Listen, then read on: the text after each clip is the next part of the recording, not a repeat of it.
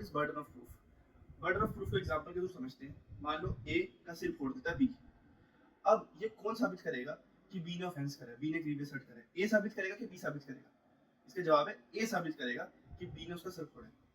क्यों? मान लो बी को ये साबित करना होता है कि उसने उसका सर नहीं फोड़ा। बी तो ये बोलता है कि भाई मैंने सर नहीं फोड़ा, थोड़ी बोलता है कि मैंने सर फोड़ा है। अब अगर बी को साबित करना होता तो फिर बहुत आसान हो जाता। कोई भी किसी पे भी केस फाइल करता रहता, ठीक है, और जिस पे केस फाइल हुआ है वही साबित कर रहा है, वो साबित नहीं कर पाया खुद को निर्दोष, तो वो जेल में। और अगर सिविल छूटा तो फिर उसे कंपनसेशन या डैमेजेस जो भी है वो देने पड़ेंगे। तो इसलिए he who moves to the court has to prove the point. अगर आप कोर्ट में जा रहे हो, आपके साथ कोई ऑफेंस हुआ है, तो आपको साबित करना है कि आपके साथ ऑफेंस हुआ है। जिसने ऑफेंस करा उसे साबित नहीं करना कि उसने ऑफेंस नहीं करा। वैसे सिविल छूट में होता है। सिविल छूट में जनरली प्लेंटिफ को होता है burden of proof of establishing the whole case. अगर प्लेंटिफ कहता है कि बी ने मेरा कॉन्ट्रैक्ट ब्रीच करा है, तो प्लेंटिफ को प्रूव करना है कि बी ने उसका कॉन्ट्रैक्ट ब्रीच करा है।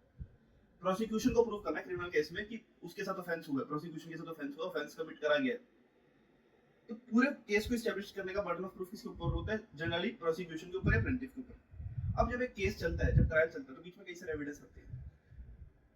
तो जो एविडेंशियल बर्डन होता है, एविडेंशियल जो बर्डन होता है कि मान लो एक्यूज कहता है कि मैंने तो सर फोड़ा था ए का, पर जब मैंने फोड़ा था उस टाइम मैं अनसाउंड माइंड का था, उस टाइम मुझे दौरा पड़ा था, I am person of unsound mind. जिस टाइम मैंने इसका सर फोड़ा था उस टाइम मेरा दिमागी हालत ठीक नहीं थी और मुझे पता ही नहीं था कि जो मैं कर रहा हूँ उसके नेचर के कॉन्सिक्वेंसेस क्या। अब ये जनरल एक्सेप्शन में आता है और ये डिफेंस है। मतलब अगर कोई पागल किसी का सर भी फोड़ देता है, किसी का मर्डर भी कर देता है और साबित हो रहा था कि वो पागल था और इस हद तक पागल था कि उसे पता ही नहीं है कि क्या वो कर रहा है, तो उसे सजा नहीं होगी। अब ये साबित करना कि वो पर्सन ऑफ अनसाउंड माइंड है, ये उसके ऊपर है, ये एक्यूज के ऊपर ही है, ये प्रोसिक्यूशन के ऊपर नहीं है। Evidential burden keeps on shifting. As a general rule समझाने के लिए बोल रहा हूँ, जो बंदा जो पॉइंट लेके आता है ना केस के बीच बीच में, प्ली ऑफ एलिबाई, ये जनरल एक्सेप्शन का, वो पर्टिकुलर चीज को प्रूफ करने का बर्डन उसी के ऊपर आता है जो कह रहा है। एक आदमी कहता है, एक आदमी प्ली ऑफ एलिबाई का डिफेंस लेता है कि ऑफेंस हुआ दिल्ली में और मैं तो तब अमेरिका में था, तो मैं कैसे ऑफेंस कर सकता हूँ? ठीक है, अब ये साबित करना कि वो अमेरिका में था बंदा, वो प्ली ऑफ एलिबाई ले रहा है, ये उसी के ऊपर, ये एक्यूज के ऊपर ही है, ये प्रोसिक्यूशन के ऊपर नहीं है। ठीक है, तो जो लीगल बर्डन होता है पूरे केस को एस्टैब्लिश करने का बर्डन, मतलब ये साबित करना कि ए का सर फोड़ा गया बी द्वारा, ये साबित हमेशा एक ही करना। इसका बर्डन ऑफ प्रूफ जो लीगल बर्डन है वो एक ऊपर ही है, वो प्रोसिक्यूशन या प्लेंटिफ के ऊपर होता है। और जो एविडेंशियल बर्डन होता है, burden of introducing evidence at any stage of the proceeding, ये शिफ्ट होता रहता है। अब सिविल सूट जो होता है, जो सिविल सूट होता है उसमें स्टैंडर्ड ऑफ प्रूफ होता है preponderance of evidence, preponderance of probability. Preponderance of probability से ऐसे समझो कि दो पार्टी है, प्लेंटिफ और डिफेंडेंट। जिसने ज्यादा अच्छा एविडेंस दे दिया ना, जिसने ज्यादा बेटर एविडेंस दे दिया, जिसने जज को कन्विंस कर लिया ज्यादा अच्छे तरीके से, वो जीत जाता है। ठीक है, इसमें तुम्हें बियॉन्ड रीजनेबल डाउट कोई चीज नहीं प्रूफ करनी। समझाने के लिए बोल रहा हूँ, ऐसा सा समझ लो कि प्रीपोंडरेंस ऑफ एविडेंस का मतलब है कि अगर तुमने 51% प्रूफ कर दिया चीज को, ठीक है, ऐसी कोई परसेंटेज नहीं होती, मैं समझाने के लिए बोल रहा हूँ। 51% तुमने अगर प्रूफ कर दिया चीज को तो तुम जीत जाओ केस। और क्रिमिनल केस में क्योंकि accuse is presumed to be innocent until proven guilty, ऐसा मानते हैं कि एक्यूज ने कुछ नहीं करा है जब तक उसे कोर्ट सजा नहीं दे देता। ट्रायल चल रहा है जब, तो उसने कुछ नहीं करा, वो नॉर्मल लोगों की तरह है। जब उसे सजा दे दी अब वो है अपराधी, अब वो कन्विक्टेड पर्सन है। तो क्रिमिनल केस में क्योंकि माना जाता है कि उसने कुछ नहीं करा और क्रिमिनल केस में सजा होनी है किसी को। सिविल सूट में क्या है, किसी को जेल नहीं जाना। हाँ, अगर वो कुछ पर्टिकुलर कोर्ट कुछ करने के लिए कहती है और वो नहीं करता तो जेल वो कोर्ट भेज सकती है, पर सिविल सूट में सजा नहीं होती। ठीक है, अगर तुमने कॉन्ट्रैक्ट ब्रीच करा है या तुमने कुछ और किसी का राइट इन्फ्रिंज करा है, किसी का राइट वायलेट करा है, तो तुम्हें जेल में नहीं डाला जाएगा इस बात के लिए। इसलिए preponderance of evidence, preponderance of probability के हिसाब से चलता है कि 51% प्रूफ कर दो तुम, तो तुम्हारे फेवर में जजमेंट आ जाएगी, डिग्री पास हो जाएगी तुम्हारे फेवर में। पर क्रिमिनल केस में किसी को सजा होनी है तो ऐसा नहीं कर सकते कि प्रोसिक्यूशन ने 51% हल्का सा प्रूफ कर दिया, 51% प्रूफ कर दिया, तो इसलिए कि उसको जेल में डाल देंगे। भाई जेल में डालना कोई छोटी बात नहीं है किसी को, और फांसी तक का प्रावधान भी है क्रिमिनल लॉ में। तो तुमने किसी को फांसी पे नहीं लटका सकते 51% प्रूफ में। क्रिमिनल केस में तुम्हें बहुत अच्छे से प्रूफ करना पड़ता है, beyond reasonable doubt. Reasonable doubt से ज्यादा, बियॉन्ड रीजनेबल डाउट से तुम्हें प्रूव करना है। ऐसा समझ लो, समझाने के लिए बता रहा हूँ कि तुम्हें 99% प्रूव करना है किसी पर्टिकुलर पॉइंट को। तुम्हें 99% प्रूव करना है कि ए का सर फोड़ा गया था बी द्वारा। 99%, 51% से काम नहीं देगा, 99%। ठीक है, अब आते हैं 104 पे। सेक्शन 104 से 120 बात करते हैं बर्डन ऑफ प्रूफ की। 104 और 105 जो है वो जनरल से सेक्शन है, और उसके बाद जितने भी सेक्शन है वो स्पेसिफिक इंस्टेंसेस की बात करते हैं। सेक्शन 104 बताता है whoever desires any court to give a judgment। ये वही बात करता है 104 की जो लीगल बर्डन है ना, पूरे केस को प्रूव करने का बर्डन, ठीक है, वो उसी के ऊपर होता है जो केस फाइल कर रहा है कोर्ट में, चाहे सिविल सूट हो चाहे क्रिमिनल केस हो। whoever desires any court to give a judgment as to any legal right or liability dependent on the existence of facts which he asserts. मैं कह रहा हूँ ना कि उसने कॉन्ट्रैक्ट ब्रीच करा है, तो जो मैं चीज असर्ट कर रहा हूँ must prove those facts exist, मुझे प्रूव करना पड़ेगा कि उसने कॉन्ट्रैक्ट ब्रीच करा है. And when a person is bound to prove the existence of any fact, अब मुझे मैं बाउंड हूं ये प्रूव करने के लिए उसने कॉन्ट्रैक्ट ब्रीच करा है, तो ऐसा कहा जाता है it is said that burden of proof lies on that person, मेरे ऊपर बर्डन ऑफ प्रूफ लाई करता है.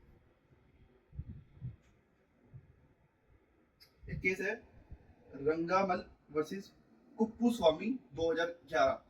इसमें कोर्ट ने कहा misplacing the burden of proof on wrong party and recording findings in a particular way can vitiate the judgement. Burden of proof था ए के ऊपर, गलती से बी के ऊपर मान लिया और फाइंडिंग्स रिकॉर्ड भी कर दी, तो इससे जजमेंट बिल्कुल खराब हो सकती है. It will vitiate the judgement, it can vitiate the judgement. Burden of proof बहुत इंपॉर्टेंट चीज होती है. वैसे भी कुछ सोचो ना, बर्डन ऑफ प्रूफ इंपॉर्टेंट क्यों होगा? मैंने किसी पे केस फाइल करा है, अगर ठीक है मैंने अगर किसी पे केस फाइल करा है, तो बहुत इंपॉर्टेंट है कि साबित किसे करना है. उसे साबित करना है कि वो निर्दोष है या मुझे साबित करना है कि वो दोषी है. तो बहुत इंपॉर्टेंट चीज होती है. 105 on whom burden of proof lies. ये 105 जो है बात बताता है एविडेंशियरी बर्डन की. The burden of proof in suit or proceeding. Suit का जब भी सूट लिखा होता है मतलब होता है सिविल सूट, प्रोसीडिंग का मतलब होता है criminal case. The burden of proof in a suit or proceeding lies on that person who would fail if no evidence at all were given on either side. ठीक है, तो burden of proof उसके ऊपर माना जाता है कि जो एविडेंस नहीं दे पाएगा वो हार जाएगा. जो एविडेंस नहीं दे पाएगा वो बंदा हार जाएगा. अगर ए एविडेंस नहीं दे पाया, एग्जांपल देता हूँ, ए ने बोल दिया कि मैंने उसका सर फोड़ा है, बी ने बोला कि मैंने ए का सर फोड़ा है, ठीक है, और मैं क्योंकि मैं अनसाउंड माइंड का था उस टाइम पे. अब अगर वो साबित कर देता है तो वो बच जाएगा, पर अगर वो साबित नहीं कर पाता उसे जेल होगी. क्यों? क्योंकि उसने मान लिया कि मैंने उसका सर फोड़ा है. उसने ये तो मान लिया कि उसने उसका सर फोड़ा है.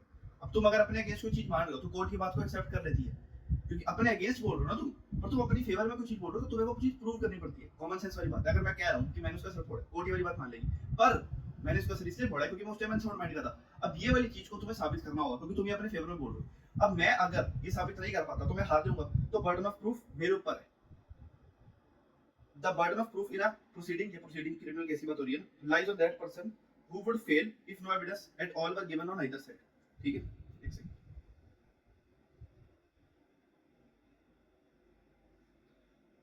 106 burden of proof as to particular fact. The burden of proof as to any particular fact lies on that person who wishes the court to believe in its existence unless it is provided by any law that the proof of that fact shall lie on any particular person. इसे example के through समझाता हूँ. BEd में illustration दे रखी है.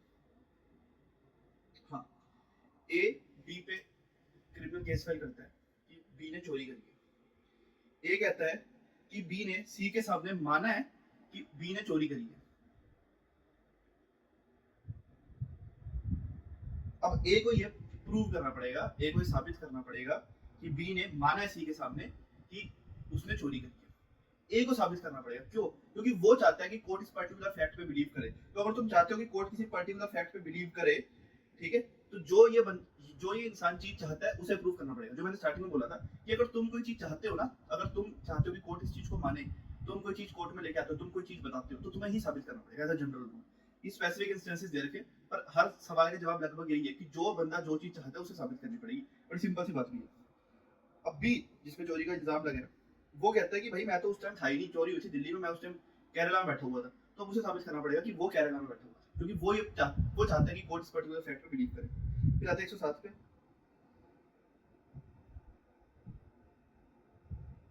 Illustration के through समझते हैं. A wishes to prove a dying declaration by B. A must prove B's death. Dying declaration क्या होता है? एक आदमी ने मरने से पहले लिख दिया कि मैं इस वजह से मरा हूँ. तो जो उसने लिखा है ना कि मैं इस रीजन की वजह से मरा हूँ, उसका जो लिखित वो है, जो उसने लिखी हुई चीज, वो होती है डाइंग डिक्लेरेशन. मरने से पहले तुमने लिख दिया कि तुम किस वजह से मरे हो, वो हो गया डाइंग डिक्लेरेशन. अब तुम्हें अगर वो डाइंग डिक्लेरेशन को कोर्ट में साबित करना है, तुम प्रोसिक्यूशन हो, तुम्हें साबित करना है कि डाइंग डिक्लेरेशन में लिखा था कि ए जो मरा है उसको बी ने मारा, ए को बी ने मारा. अब तुम प्रोसिक्यूशन हो, तुम्हें वो डाइंग डिक्लेरेशन कोर्ट में प्रूव करना है. डाइंग डिक्लेरेशन एडमिसिबल होता है, तो तुम प्रोसिक्यूशन तुम्हें साबित करना है कि वो डाइंग डिक्लेरेशन सच है. तो पहले तुम्हें साबित करना पड़ेगा कि ए की डेथ हुई है. अगर ए की डेथ ही साबित नहीं कर पाते तो डाइंग डिक्लेरेशन कैसे प्रूव करोगे? डाइंग डिक्लेरेशन का मतलब ये होता है कि मरने से पहले किसी ने कोई बात लिखी और फिर वो मर गया. अगर मरा ही नहीं फिर तो वो डाइंग डिक्लेरेशन ही नहीं हुआ ना.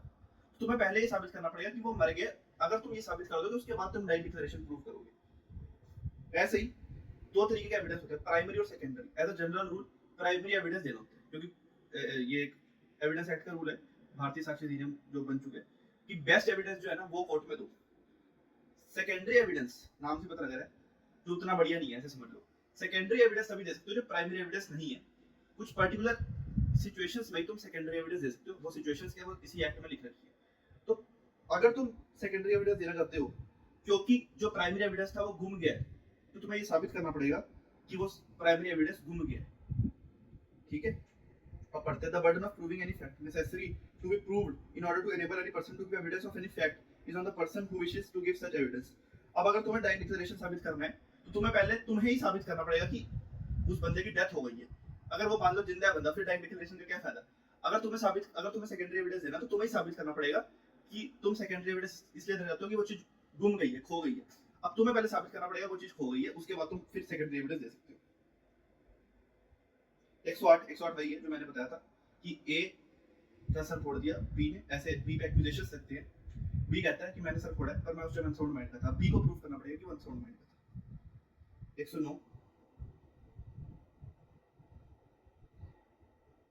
अगर कोई फैक्ट है जो मेरी ही नॉलेज में है, अगर कोई ऐसा फैक्ट है जो सिर्फ मेरी ही नॉलेज में होगा, तो मुझे मेरे ऊपर ही है वो बर्डन ऑफ प्रूफ साबित करने का। मैंने कोई एक्ट करा, ठीक है, मैंने कोई एक्ट करा, अब देख के ऐसा लग रहा था कि मेरी एक पर्टिकुलर इंटेंशन और नॉलेज है। मान लो वो देख के लग रहा था कि मेरा मेंसरी है, पर असली था मेरा मेंसरी नहीं था। अब क्योंकि मुझे ही पता है ना कि मेरा मेंसरी था कि नहीं था, कोई मेरे दिमाग में तो घुस के देखा नहीं, तो मुझे साबित करना होगा कि मेरा मेंसरी नहीं था।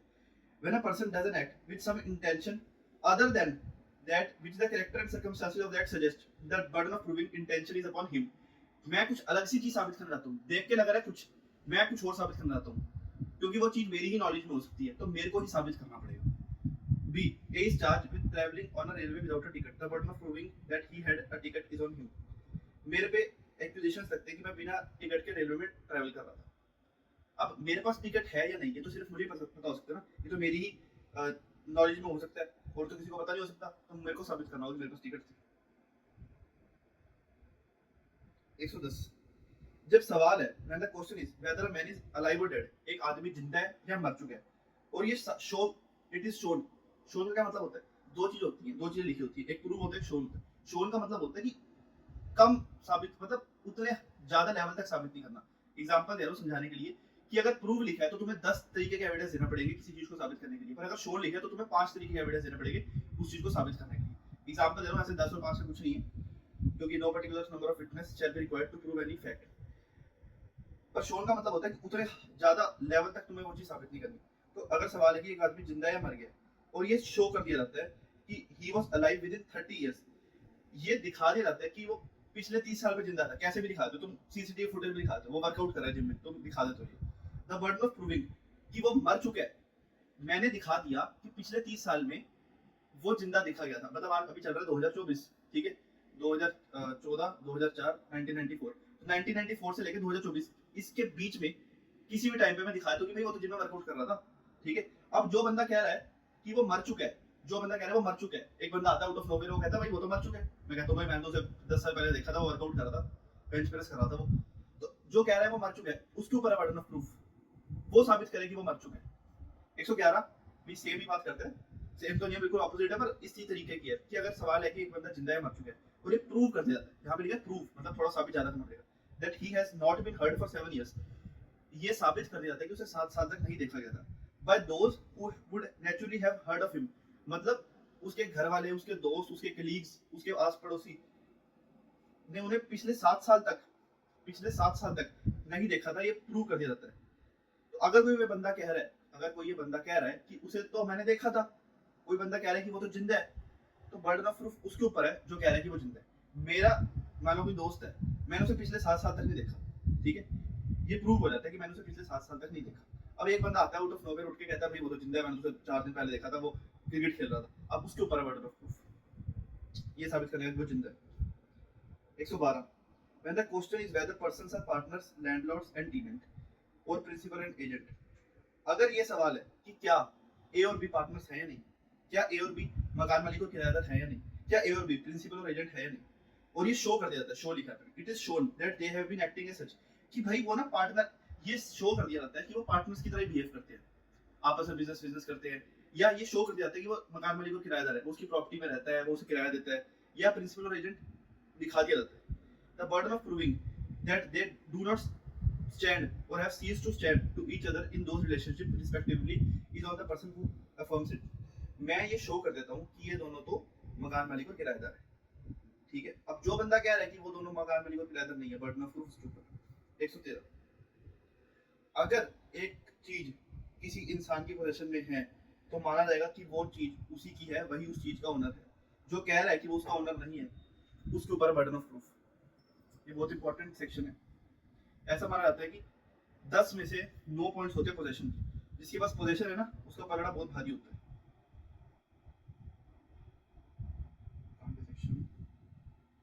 When the question is whether any person is the owner of anything of which he is in possession, ये फोन मेरी पोजीशन में है, ये फोन मेरी पोजीशन में है, ठीक है। अब अगर कोई बंदा कह रहा है कि ये फोन, इस फोन का ओनर मैं नहीं हूँ, तो बर्डन ऑफ प्रूफ उसके ऊपर है जो कह रहा है कि मैं इसका ओनर नहीं हूँ। मतलब चीज की पोजीशन होना बहुत बड़ी बात होती है। जो कह रहा है ना कि तुम ओनर नहीं हो, तो उसके ऊपर बर्डन ऑफ प्रूफ। 114, पहले क्या कहते हैं इसे, इलस्ट्रेशन के थ्रू समझते हैं। The good illustration भी पढ़ रहा हूँ, थोड़ी इजी है। The good faith of a sale by a son just come of age to a father in question in a suit, ये तो और complicated लिख रखी है, सेक्शन ही पढ़ते हैं। When there is a question as to the good faith of a transaction between parties, जो transaction है वो गुड फेथ में करी गई है कि नहीं करी गई, और एक बंदा, दो लोग हैं ए और बी, एक बंदा पोजीशन ऑफ एक्टिव कॉन्फिडेंस में है, एक बंदा मजबूत है दूसरे से, बेटर पोजीशनिंग में मजबूत है। मजबूत समझ लो समझने के लिए। मान लो एक बाप है, बाप मजबूत है बेटे से, बेटा छोटी उम्र का 15 साल का है, तो बाप मजबूत है। अब सवाल ये है कि क्या वो जो ट्रांजैक्शन हुई है दोनों के बीच में, बाप बेटे के बीच में, वो गुड फेथ में हुई है कि नहीं हुई, ठीक है। तो transaction, the burden of proving the good faith of the transaction is on the party who is in the position of active confidence. बाप को प्रूव करना पड़ेगा कि जो ट्रांजैक्शन हुई है गुड फेथ में हुई है, क्योंकि वो एक्टिव कॉन्फिडेंस की पोजीशन में है, वो मजबूत है।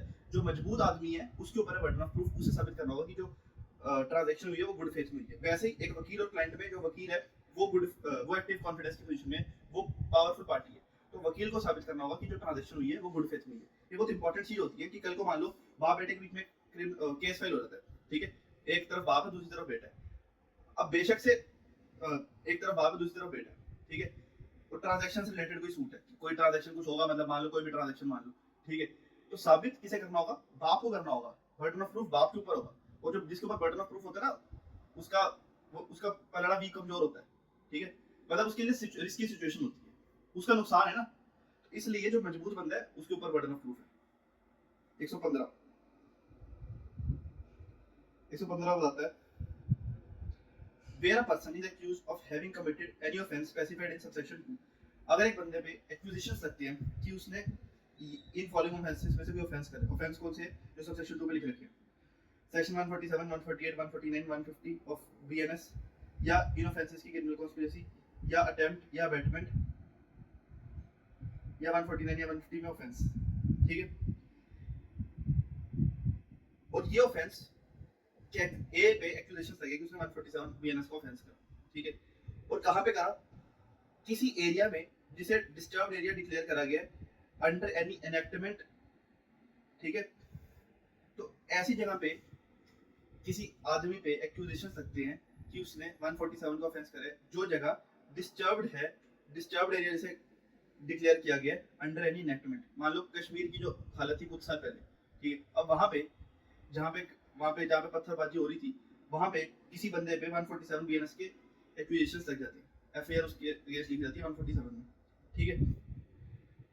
और वो एरिया भी डिस्टर्ब्ड एरिया है, या फिर जहाँ पे 1 महीने से ज्यादा extensive disturbance of public piece चल रहा है। मान लो कश्मीर का कोई पर्टिकुलर एरिया जहाँ पे 1 महीने से ज्यादा हो गया और बहुत डिस्टर्बेंस वाली सिचुएशन है, मतलब लड़ाइयाँ झगड़े, बहुत कलेश मचे पड़े हैं, वहां पे किसी बंदे पे 147, 148, 149, 150 के एक्यूजेशंस लग जाते हैं, और ये शो कर दिया जाता है, प्रूव नहीं करना, शो करना है, that such person had been at place in such area at the time when firearms or explosives were used, और उस टाइम पे जिस पे एक्यूजेशंस लगे हैं वो वहां पे था, ये शो कर दिया जाता है वो वहां पे था जहां पे फायरआर्म्स या एक्सप्लोसिव्स यूज करे गए थे, AK-47 पिस्टल कुछ भी, बम, गोला, वो उस प्लेस पे था, ठीक है। To attack the member of armed forces or forces charge with maintenance of public order, फौजियों पे, पुलिस पे तुमने हमला कर दिया, ठीक है, तो ऐसा प्रिज्यूम करा जाएगा, इट शैल बी प्रिज्यूम कि तुमने ही वो ऑफेंस करा है, ठीक है, it shall be presume that such person had committed such offence. तो 147 के अंदर किसी पे केस, किसी पे एक्यूजेशंस लग गए 147 बीएनएस के, ठीक है, और ऐसे जगह पे वो पाया गया है जो डिस्टर्ब्ड एरिया किसी एनएक्टमेंट के अंदर या फिर वहां पे 1 मील से ज्यादा टाइम से extensive disturbance of public piece हो रखा है, और उसी जगह पे फायर आर्म्स या एक्सप्लोजिव यूज करे गए थे टू अटैक या रेजिस्ट ऑन फौजियों पे हमला करा गया था फायर आर्म्स या एक्सप्लोजिव से, ठीक है, जो मेंटेनेंस ऑफ पब्लिक ऑर्डर को संभाल रहे थे। तो कोर्ट शैल प्रिज्यूम, लॉ शैल प्रिज्यूम, सेक्शन 115 के अंदर ये प्रिजम्पशन ली जाएगी कि तुमने ही 147 को ऑफेंस करा, मतलब बर्डन ऑफ प्रूफ अब तुम्हारे ऊपर है। जनरल रूल क्या है कि जो एक्यूजेशन लगा रहा है उस पे होता है बर्डन ऑफ प्रूफ, पर यहाँ पे ऐसा नहीं है, क्योंकि कोर्ट शैल प्रिज्यूम, कोर्ट मान लेगा अगर ये कंडीशन फुलफिल हो रही है, कोर्ट मान लेगा अगर ये कंडीशन फुलफिल हो रही है कि तुमने अपराध करा है। अगर तुम साबित नहीं कर पाते तुम जेल, तुम्हें 147, 148, 149, 150 जिस चीज के भी एक्यूजेशंस लगे उस सेक्शन में तुम्हें जेल हो जाएगी, तुम्हें साबित करना होगा। तो इसका मतलब ये है कि इस तरीके के एरिया में खड़ा मत रहो जहाँ पे ऑफेंसेस हो रहे हैं इस तरीके के, जहाँ पे डिस्टर्बेंस ऑफ पब्लिक पीस हो, जहाँ पे ऐसे ऐसे हमला हो रहा है। मान लो तुम किसी बिल्डिंग में खड़े हो और उस वो एरिया ऐसे वहाँ पे कलेश मच रहा है पिछले 1 महीने से ज्यादा टाइम से, ठीक है, और फिर वो कुछ दिनों बाद AK-47 से हमला करते थे फौजी वगैरह पे, तो अब तुम्हारे ऊपर बर्डन ऑफ प्रूफ आ जाएगा 116। अगर कोई बच्चा वैलिड मैरिज के दौरान पैदा होता है या शादी डिसॉल्व हो गई और उसके 280 दिन के अंदर पैदा हुआ, तो वो माना जाएगा कि वो बच्चा जो है वो लेजिटिमेट बच्चा।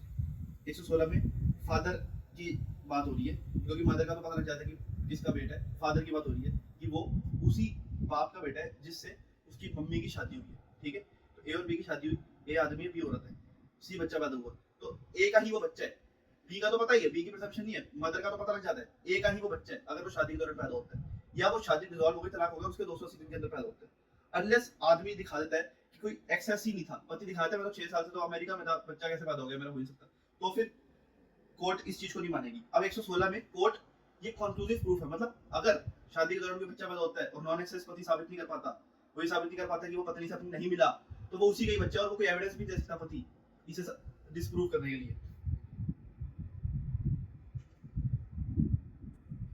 बस एक और भी शर्त है कि शादी जो है वैलिड मैरिज होनी चाहिए, ठीक है, वैलिड मैरिज होनी चाहिए बस। 117 When the question is whether the commission of a suicide by a woman had been abetted by a husband or relative of a husband, अब अबेटमेंट टू सुसाइड क्या होता है वो आप उसके लिए बीएनएस में वीडियो बनाई थी 8 घंटे की कुछ, उसमें पूरी बीएनएस कवर कराई थी, उस पर देख सकते हो।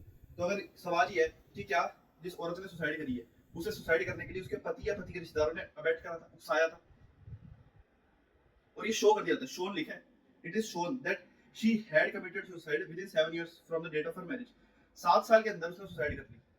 सवाल ये कि क्या औरत ने जो सुसाइड करी है वो उसके पति या पति के रिश्तेदारों ने बैठ करी थी, पति या पति के रिश्तेदारों की वजह से दुखी आके उसने सुसाइड करी थी, और ये शो कर दिया जाता है, शोन कि उसने सुसाइड करी है शादी के 7 साल के अंदर, एंड दैट हर हस्बैंड और सच रिश्तेदार उसके साथ क्रुएल्टी करते थे, क्रुएल्टी फिजिकल भी हो सकती है मेंटल भी हो सकती है, तो ये दो चीजें साबित कर दी, शो कर दी, सॉरी दो चीजें शो कर दी कि 7 साल के अंदर उसने सुसाइड करी है और उसके पति या पति के रिश्तेदारों ने उसके क्रुएल्टी करी थी। तो कोर्ट में प्रिज्यूम, यहाँ पे में लिखा है कि कोर्ट की डिस्क्रिप्शन है, कोर्ट प्रिज्यूम कर भी सकती है और नहीं भी कर सकती। शैल का मतलब होता है कोर्ट को प्रिज्यूम करना ही पड़ेगा, पर दूसरी वाली पार्टी एविडेंस दे सकती है इसे रिबट करने के लिए, और कंक्लूसिव प्रूफ का मतलब होता है कि दूसरी वाली पार्टी एविडेंस भी दे सकती है। तो कोर्ट में प्रिज्यूम कि उसके पति या पति के रिश्तेदारों ने ही सुसाइड को अबेट कर,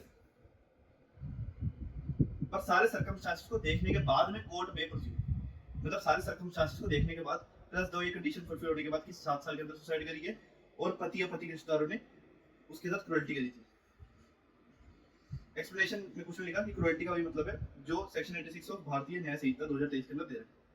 सेक्शन 118 अगर सवाल है कि क्या डाउरी डेथ जो है वो पति ने कॉज करी है, ठीक है, अगर डाउरी डेथ जो है वो पति ने कॉज करी है और ये शो कर दिया जाता है कि सून बिफोर हर डेथ, उसके मरने से पहले सून बिफोर हर डेथ उसके साथ क्रुएल्टी हुई थी या हैरेसमेंट हुआ था दहेज को लेके, तो कोर्ट शैल, यहाँ पे शैल लिखा हुआ है कि कोर्ट को प्रिज्यूम करना ही पड़ेगा कि अगर दो कंडीशन फुलफिल हो गई कि एक तो उसके साथ क्रुएल्टी या हैरेसमेंट हुआ था मरने से पहले और उसका लेना देना, दूसरी कंडीशन उसका लेना देना दहेज के साथ था, तो कोर्ट शैल प्रिज्यूम कि डाउरी डेथ उसी इंसान ने कॉज करी है, उसी इंसान ने मतलब पति ने। इसमें पति भी हो सकता है, पति के रिश्तेदार भी हो सकते हैं, मतलब डाउरी डेथ जो है वो पति कर सकता है या पति के रिश्तेदार भी हो सकते हैं। इसमें कोई तीसरा बंदा नहीं हो सकता। पति या पति के रिश्तेदार अगर उसके साथ क्रुएल्टी या हरेसमेंट करते थे, ठीक है, और उस क्रुएल्टी या हरेसमेंट का लेना देना था दहेज से, भाई दहेज कम लेके आइए, मारपीट करते हैं, ताने देते हैं, वो दुखी होकर सुसाइड कर लेती है, ठीक है, नेचुरल डेथ नहीं हुई, सुसाइड कर लेती है। अगर उन्होंने गला घोट के मार दिया फिर तो मर्डर या फिर बेबल हो जाए। उन्होंने उसे परेशान करा, इस हद तक परेशान करा कि उसने सुसाइड कर ली, ठीक है। तो अब कोर्ट शैल प्रिज्यूम कि पति या पति के रिश्तेदारों ने डबल डेथ कॉज की। 119 की अलग से वीडियो बना दूं, ये बहुत बड़ा सेक्शन है, इसकी अलग से वीडियो बनानी बनती है। 120 बना दूं। अगर किसी आदमी पे एक्यूजेशन लगते हैं रेप के अंडर सेक्शन 64 सबसेक्शन 2, याद रखना, ये किसी स्टेट जुडिशरी में आता, सिर्फ सबसेक्शन 2 की प्रिजम्पशन है सेक्शन 120 में। किसी पे रेप के चार्जेस लगते हैं, रेप के एक्यूजेशन लगती है, लेडी कह देती है कि मेरे साथ सेक्सुअल इंटरकोर्स हुआ था और कंसेंट दी थी, तो कोर्ट शैल प्रिज्यूम कि उसी आदमी ने रेप करा है। अब बर्डन ऑफ प्रूफ उस आदमी के ऊपर है, उसे साबित करना है कि उसने रेप नहीं करा। ये हो गया हमारा ये चैप्टर।